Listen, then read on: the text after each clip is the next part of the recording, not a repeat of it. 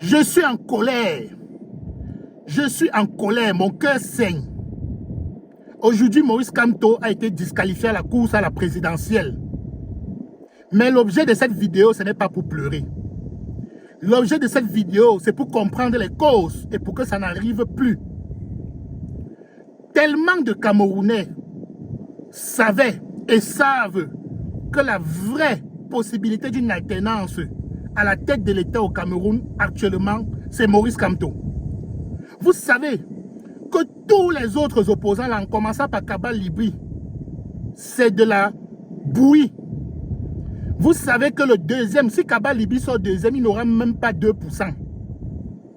Vous savez que le seul candidat, il dit bien le seul, qui était capable de secouer, qui était capable de rivaliser avec la machine politique qu'est le RDPC, ce n'était que Maurice Kamto, vous savez. Mais l'objet de cette vidéo, ce n'est pas de parler de ça.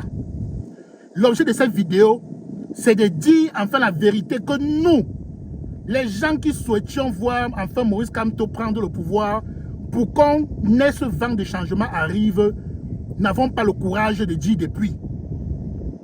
Donc, je vous préviens, vous qui allez venir m'insulter, qui allez venir dire que je suis un faux supporter de Maurice Kamto, sachez que j'assume ce que je dis là, parce que je ne dis que la vérité de mon cœur. C'est un enfant blessé qui parle. Si on en est là, moi je vous le dis, c'est parce que notre père, c'est parce que notre espoir, Maurice Kamto, a commis la pire erreur, je dis bien la pire erreur de toute sa vie, lorsqu'il a refusé d'aller aux élections législatives et municipales en 2020. Oui, je l'ai dit. Les gens du parti au pouvoir, ceux qui n'aiment pas Maurice Kamto, ceux qui n'aiment pas le RDPC, ont passé 7 ans à chanter cela. Mais avouons-le que c'est la vérité, c'était une erreur. C'était une erreur. Parce que quand tu connais ton adversaire, quand tu vas en guerre, il faut éviter de jouer le jeu de l'adversaire. Tu ne peux pas donner les balles à ton adversaire pour qu'il te tire ou toi-même tu te tires une balle dans le pied. Tout ce que les concurrents de Maurice Kamto attendaient, ils n'ont pas obtenu, mais par miracle. Maurice Kamto a refusé d'aller à l'élection présidentielle, législative et municipale de 2020. Et on en est là. On en est là à cause de ça. C'est la vérité. C'est la vérité. Parce que aujourd'hui, c'est le prix de cette décision-là que Maurice Kamto paye. C'est le prix de cette décision que tous ceux qui avaient espoir qu'il y aurait un changement à la tête de l'État payent. Maurice Kamto a éliminé le RDPC du jeu politique en prenant cette décision. Je vous dis, en prenant cette décision, et c'est pour ça qu'on dit, ne prenez jamais les décisions sous la colère. Ne prenez jamais les décisions quand vous êtes en colère. Ça, c'est une décision que le président Maurice Kamto avait prise sur l'effet de la colère à cause de tout ce qui s'est passé en 2018, dont on ne va plus entrer dans les détails. Il a pris cette décision sur un coup de tête, étant impulsif, et c'était une mauvaise décision. C'est la preuve encore que la politique de la chaise vide, c'est une mauvaise décision. Parce qu'aujourd'hui, qu'on le veuille ou pas, il y a eu 2 candidats du Manidem. Même si le Yebga est sorti d'un coup de chapeau magique, même si on peut démontrer qu'il a été fabriqué et qu'il n'est que venu simplement pour créer le motif pour éliminer Maurice Kamto.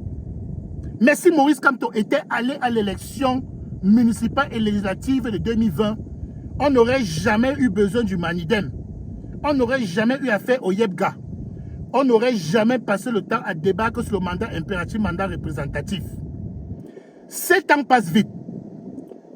Lorsque Maurice Kamto a refusé d'aller à l'élection en 2020, il croyait que 7 ans est trop long. Mais voici que nous sommes, 7 ans est passé tellement vite qu'on en est en 2025 et on en est encore à l'élection présidentielle. Je vous assure, si Maurice Kamto participe à l'élection présidentielle, dans les urnes, il gagne. Parce que Maurice Kamto, il faut l'avouer, il est populaire. Ça se voit. Et je vais vous dire quelque chose qui va encore vous blesser. Sachez que c'est que le RDPC. Sachez que tous ceux qui n'aiment pas Maurice Kamto peuvent faire, comme on dit, parce que moi, je n'affirme rien. Je ne fais jamais d'allégation gratuite de choses que je ne peux pas prouver. Mais si c'est vraiment le RDPC qui manigance tout pour que Maurice Kamto ne passe pas à l'élection, sachez qu'ils n'ont rien fait, qu'on ne fait pas partout. Même ici aux États-Unis, le pays de la démocratie, le pays de la liberté, ça se fait. En France, ça se fait. Vous connaissez l'histoire. Est-ce que vous connaissez l'histoire de Dominique Strauss-Kahn en France? Dominique Strauss-Kahn, ce candidat qui était clairement le futur président français. Mais vous avez vu ce qui lui est arrivé. Pour l'éliminer de la course. C'est ça la politique. C'est ça la politique. Si vous ne comprenez pas que c'est ça la politique, c'est que vous n'êtes pas un politicien.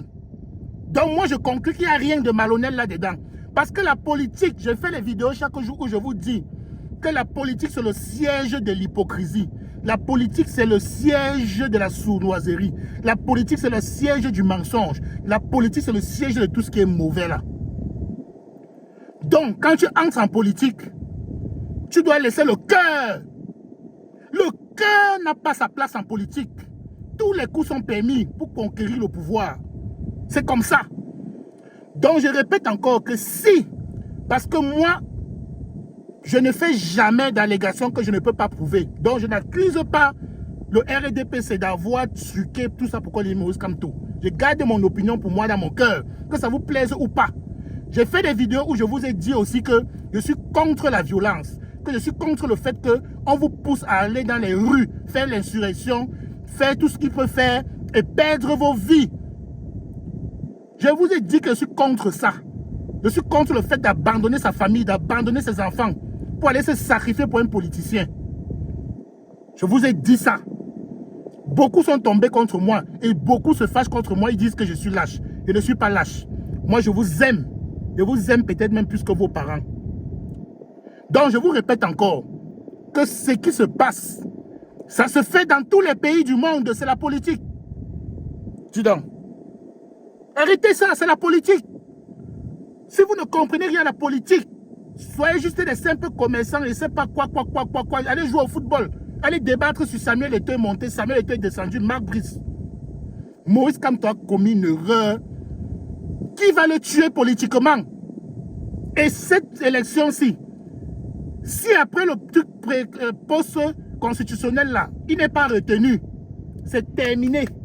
Il ne sera plus jamais président au Cameroun. C'est terminé. Parce que Maurice Kamto a déjà plus de 70 ans. Et nous sommes les premiers qui disons qu'on ne veut plus les vieux au pouvoir. Pourquoi si c'est Maurice Kamto qui a 80 ans, on va le vouloir au pouvoir? Et je dis pour terminer, tous les opposants là qui ont été retenus là, c'est de la bouillie, c'est de la chair à pâté pour le RDPC. Le RDPC va vous broyer comme... Donc, va vous broyer sans avoir besoin même d'avoir les dents solides. Cabral Libri, c'est une arnaque.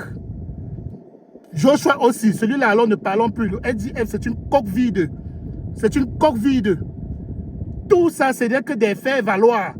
Ils sont seulement là parce qu'ils vont venir investir 30 millions, on va les donner l'argent de la campagne et ils vont faire du bénéfice. C'est ça. Vraiment, j'ai mal. Maintenant, là, j'invoque tous les ancêtres et tous les dieux pour qu'un miracle se produise, pour que Maurice Kamto soit retenu.